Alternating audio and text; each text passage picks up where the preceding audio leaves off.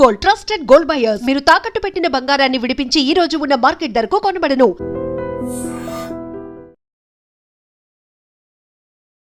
నమస్కారం, welcome to I dream. ధర్మ మార్గం విత్ విజిత కార్యక్రమానికి స్వాగతం.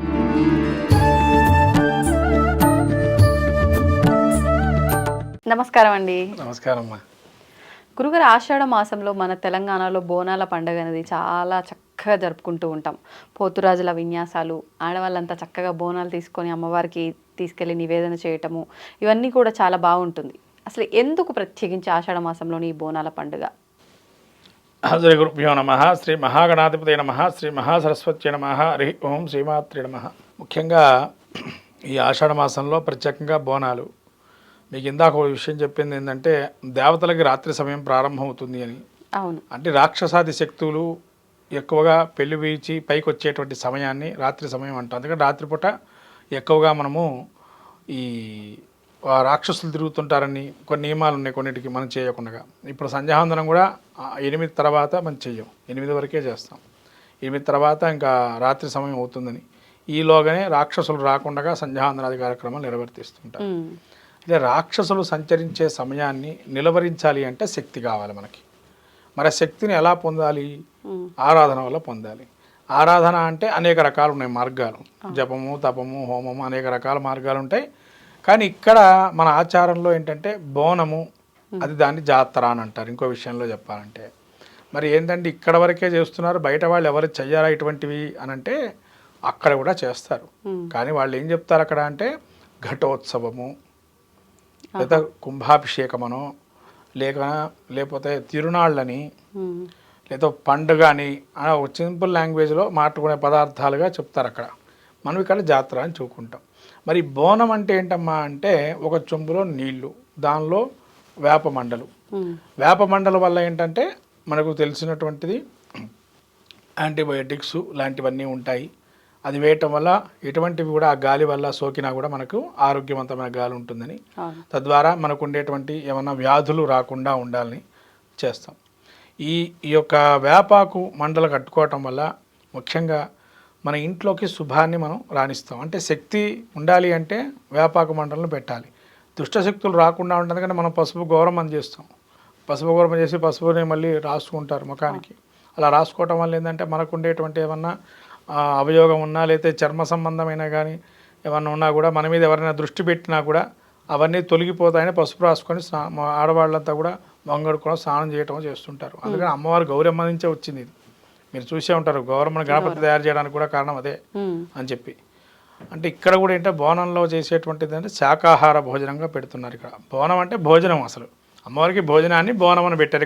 ఇక్కడ ఆ మాట పలకటంలో బోనం అన్నారు. అసలు పదం భోజనం అనే దాని నుంచి బోనం అని వచ్చింది. అంటే ఇక్కడ భోజనం అంటే జనాల్ని మంచిగా సుభిక్షంగా, బోనం అన్నా కూడా అదే అర్థం. ఏంటంటే సుభిక్షంగా చూడటానికి ఇక్కడ వాళ్ళు పదనగా వాడారు. ఏదైనా కూడా పెరుగన్నము, నీళ్లు ఇది శాఖగా పోస్తారు. ఇక్కడ బొడ్రాయి అని చెప్పి ఒకటి ఉంటుంది అమ్మవారి ముందర. ఈ బొడ్రాయి యొక్క విశేషం ఏంటంటే ప్రాణము. అంటే ఒక గ్రామానికి ప్రాణం ఏంటి అంటే బొడ్రాయి. అంటే ఆ గ్రామం సుభిక్షంగా ఉండాలి, అంతా బాగుండాలి అంటే ఆ బొడ్రాయికి పూజ చేసేవాళ్ళు. ఒకప్పుడు కూడా మీరు అందరూ వినే ఉంటారు, అనేక సినిమాలలో కూడా బొడ్రాయి యొక్క మహత్యం ఎట్లా ఉంటుంది. అమ్మవారి సినిమాల్లో, అనేక సినిమాల్లో బొడ్రాయి గురించి చాలా విశేషంగా చెప్పబడుతుంది. బొడ్రాయి అంటే శక్తిని నిక్షిప్తం చేసేటువంటి యంత్రం అది. అంటే ఏ దుష్ట శక్తిని కూడా మన గ్రామంలోకి రాకుండా ఉండడానికి, మనకి ఎటువంటి బాధలు ఉన్నా ఆ బాధలు తొలగింపజేయడానికి అక్కడికి వెళ్తాం. దాంతో పూర్వకాలంలో బలిహరణాలు ఇచ్చేటువంటి వారు. మరి బలిహరణాలు ఇప్పుడు కూడా కొన్ని ప్రాంతాల్లో ఇస్తున్నారు, కొన్ని ప్రాంతాల్లో ఇవ్వటం లేదు బలిహరణాలు. ఆ బలిహరణకు కూడా దేనికి అంటే అమ్మవారు ఈ రాక్షస శక్తిని నిలవరించాలి అంటే ఈ బలులు ఇవ్వటం వల్ల రాక్షస శక్తిని నిలవరించబడుతుంది. అంటే రక్తాన్ని తాగి ఇంకా గ్రామంలోకి రారు. అందుకని చెప్పి అక్కడ బలిహరణ ఇవ్వటంతో అమ్మవారు రాక్షసుల్ని అట్టే పెట్టించి ఆపేయడానికి ఇదొక ప్రయత్నపూర్వకంగా బలిహరణ. అట్లే మరి శాకాహారంగా ఉన్నాయి కదండి బలిహరణలు కూడా. అంటే శాకాహారం అంటే గుమ్మడికాయ ఉంది, తర్వాత మినప గుండ్లు ఉంటాయి. మినప గుండ్లు పెరుగు కలిపి పెడతారు, అదొక బలి అన్నం అంటారు, బలిహరణకు సంబంధించింది. తర్వాత గుమ్మడికాయ, నిమ్మకాయ, ఇవి కూడా బలిహరణకు సంబంధించినటువంటివి. ఇలా ఈ బోనం చేసేటువంటిది ఏంటంటే మనలోని శక్తిని ఉత్తేజితం చేసి మనలోని జడత్వాన్ని పోగొట్టి ఒక శక్తిని, నిగ్రహ శక్తిని మేలుకొల్పటమే, జాగృతం చేయటం, కుండలిని శక్తి జాగృతం చేసి తపస్సుకి ముందరకెళ్ళటానికి ఒక మార్గమే ఈ యొక్క ఆషాఢ మాసం. అంటే ప్రతి మనిషి కూడా కొంత జపము, మూలాధార జపం చేయాలి. మూలాధార జపం చేయటం వల్ల యాక్టివేషన్ పవర్ వస్తుంది మనిషికి. యాక్టివేషన్ పవర్ వస్తే, దైవికమైన యాక్టివేషన్ పవర్ ఉంటే అన్ని పనులు తకటకా సాగిపోతుంటాయి. అది ఆషాఢ మాసంలో ప్రధానంగా చెప్పబడింది. ఈ ఆషాఢ మాసంలో మనం చేయాల్సింది ఏంటంటే, శక్తిని మనలో జాగృతం చేసుకుంటే ఆటోమేటిక్ ఒక్కొక్క పని నెరవేరుతూ ఉంటుంది. అంటే మనకు జ్ఞానంతో పాటు జపము, తపస్సు ఇవి చేయటం వల్ల మనకేం కలుగుతుంది, శక్తిని పొంది ఏ పన్నైనా సులువుగా సాధ్యం చేసుకునే అవకాశం ఉంటుంది. మీరు అన్నట్టు తెలంగాణలో బోనం చేయటం అంటే, ఇక్కడ ఆచారంగా బోనం చేయటం వల్ల మనొక ఆచారం మొదటి నుంచి వచ్చింది, ఇప్పుడేం కొత్త కాదు. కనీసంగా 400 ఏళ్ళ నుంచి కూడా మనం చేస్తున్నాము. అందులో మీకు తెలిసినటువంటి చరిత్ర కూడా ఉంది. ఉజ్జయిని మహంకాళి అమ్మవారు ఒక సిపాయి తెచ్చి చెక్క ముక్క విగ్రహాన్ని కూర్చోబెట్టారు. మనం అంటున్నాం రాయి విగ్రహం అని, అక్కడ చెక్క ముక్క విగ్రహంతో ఆరాధన చేసి ఆ అమ్మవారి యొక్క ప్రతిమను తయారు చేసి అక్కడ పెట్టారు. అలా ఆ విగ్రహానికి అంత శక్తి ఉందంటే, మనం ఎంత విధానంగా ఆరాధన చేస్తే ఆయన సిపాయి ఇప్పుడు మనం ఈ విధంగా ఉన్నాం. కాబట్టి ఏదైనా శక్తి ఆ శక్తిని మనం ఆరాధన చేయడానికి ఈ ఆషాఢ మాసంలో వ్యాధులు, భూమిని సంరక్షించబడాలని ఆరాధన చేస్తాం. తద్వారా మన మానవాళికి మంచి జరగాలని, వర్షాభావాలు కూడా అధికంగా పడకూడదని, మోయినంగా ఎంతవరకు కావాలో అంతవరకే ఇలా బోనం చేయటం వల్ల అమ్మవారికి శాంతింపజేస్తుంది, ఏమన్నా దుష్టశక్తులు రాకుండా చేస్తుంది, బోనం చేస్తాం. ఈ రంగం కూడా ఒకటి ఉంటుందమ్మ కార్యక్రమం. ఈ పోతరాజుల విన్యాసాలు ఏంటి అంటే, అమ్మవారిని దుష్టశక్తులు రాకుండా కాపాడేటట్టు వారు. వాళ్ళ దగ్గర ఒక పాశం ఉంటుంది. ఆ పాశం ఏంటంటే, దాంతో నిలవరిస్తుంటారు రాక్షస గణాదులు ఏమన్నా వచ్చినా. అంటే రాక్షస గణాలు ఎక్కడ ఉంటాయండి వాటి కాలంలో, అమ్మవారి దగ్గర అని మీరు అడుగుతారు. మన గుణాలే రాక్షస గుణాలు. బయట మనం చూస్తుంటే వాడు ఎగురుతుంటే వాడితో పాటు వీడు ఎగరడం మొదలు పెడతారు, కానీ తోసుకోవటం కానీ భక్తి భావన అనేది ఎక్కడా ఉండదు.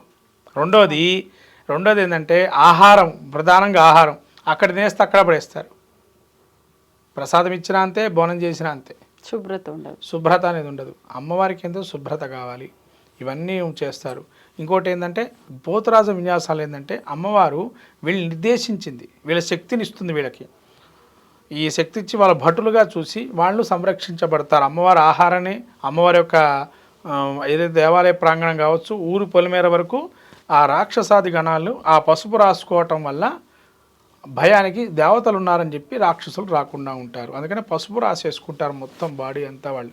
ఈ పోతరాజు కొంతమంది తమ్ముళ్ళుగా భావం చేస్తారు. శివశక్తుల స్వరూపాలు, శివగణాలని చెప్పి, అమ్మవారి శక్తికి నిలబడాలంటే శివగణాలు ఉండాలని చెప్పి శివగణ స్వరూపం కూడా చెప్పబడుతుంది వాళ్ళని.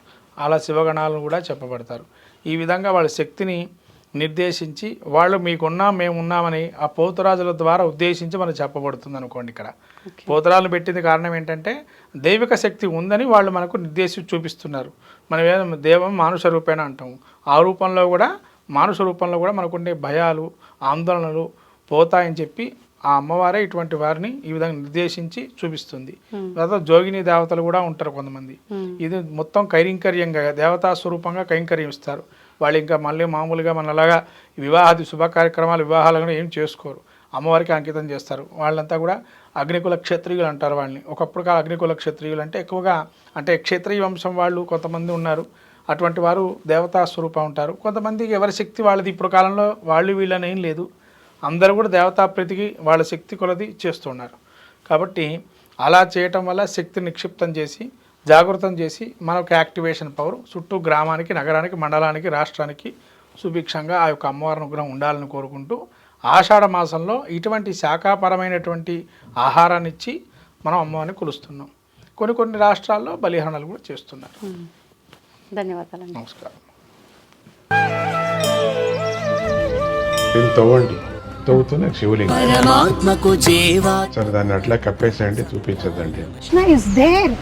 మూర్తి పూజ కాదు, సాక్షాత్ బ్రజేంద్ర నందన భగవాన్ ఉన్నారు మూర్తిలో. ఏమీ ఆశించకుండా ఆరాధించే వాళ్ళు కూడా ఉన్నారా ప్రభుజీ? నిజమైన భక్తి అంటే మనకు తెలియదు కాబట్టి